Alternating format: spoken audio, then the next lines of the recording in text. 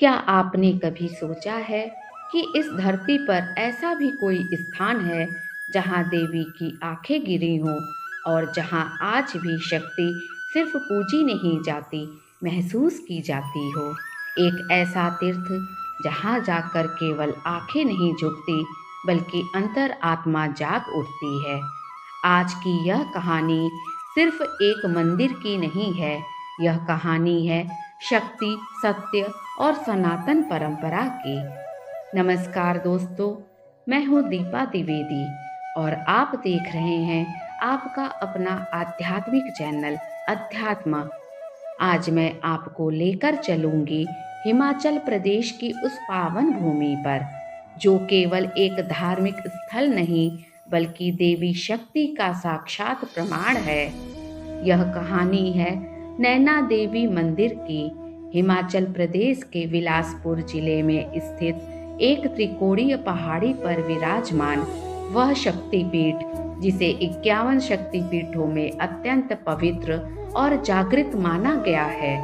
यह वही स्थान है जहां देवी सती की आंखें गिरी थी और तभी से यह धाम नैना देवी के नाम से पूरे भारतवर्ष में पूजित हुआ। सनातन धर्म में शक्ति पीठों की परंपरा कोई लोक कथा नहीं है, बल्कि यह वह सत्य है जो देवी भागवत पुराण, शिव पुराण और स्कंद पुराण जैसे प्राचीन ग्रंथों में वर्णित है। जब देवी सती ने अपने पिता दक्ष प्रजापति के यज्ञ में अपमान सहन न कर योगाग्नि में स्वयं को समर्पित किया, तो संपूर्ण सृष्टि कांप उठी। भगवान शिव सती के निर्जीव शरीर को लेकर प्रलयंकारी तांडव करने लगे। सृष्टि की रक्षा हेतु भगवान विष्णु ने अपने सुदर्शन चक्र से सती के शरीर को विभक्त किया। जहां जहां देवी सती के अंग गिरे, वहां वहां शक्तिपीठ प्रकट हुए और जहां नेत्र गिरे, वह स्थान बना नैना देवी। नैना केवल आंखों का नाम नहीं है, यह शब्द प्रतीक है दृष्टि का, चेतना का और आत्मिक जागरण का। मान्यता है कि जो भक्त सच्चे भाव से मां नैना देवी के दर्शन करता है, उसे केवल बाहरी नहीं, भीतरी दृष्टि भी प्राप्त होती है। यही कारण है कि यह शक्तिपीठ सिर्फ मनोकामना पूर्ण करने का नहीं बल्कि आत्मबोध का केंद्र माना जाता है। मां नैना देवी मंदिर एक त्रिकोणीय पर्वत पर स्थित है। त्रिकोण शक्ति का सबसे प्राचीन प्रतीक है। यह त्रिकोण दर्शाता है इच्छा शक्ति, ज्ञान शक्ति और क्रिया शक्ति। मानव प्रकृति ने स्वयं इस स्थान को शक्ति के निवास हेतु चुना हो। नैना देवी मंदिर में देवी की मूर्ति अन्य मंदिरों से भिन्न है।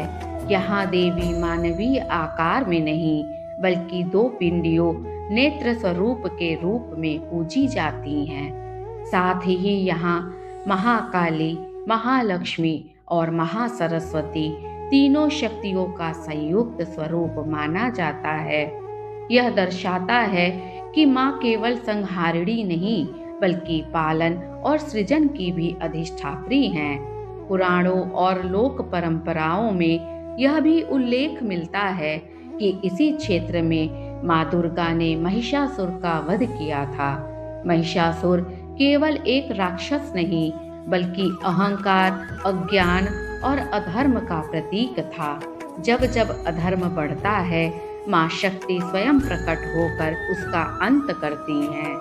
समय के साथ प्राकृतिक आपदाओं ने इस मंदिर को कई बार क्षति पहुंचाई।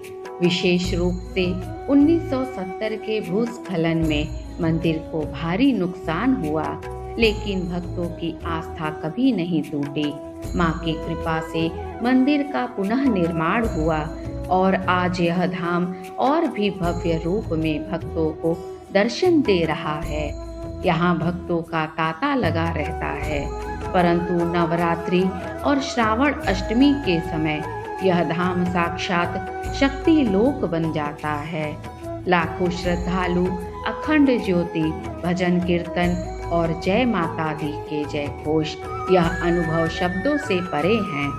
असंख्य भक्तों का विश्वास है कि मां नैना देवी दरबार से कोई खाली हाथ नहीं लौटता, पर मां सिर्फ मांगने का स्थान नहीं है, यह समर्पण की भूमि है।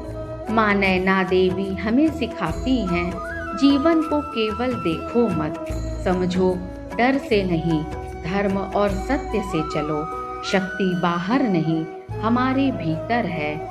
अगर यह पावन कथा आपके हृदय को छू गई हो, अगर मां नैना देवी की यह कहानी आपको एक क्षण के लिए भी आंतरिक शांति दे पाई हो, तो कृपया हमारे चैनल को सब्सक्राइब करें, इस वीडियो को लाइक करें, अपने प्रियजनों के साथ शेयर करें और कमेंट में लिखें जय माता दी। इसी तरह की आध्यात्मिक, पौराणिक और रहस्यमयी कथाओं के साथ हम फिर मिलेंगे। तब तक के लिए माँ की कृपा आप सभी पर बनी रहे। आपका जीवन प्रकाशमय हो। नमस्कार। जय माता दी।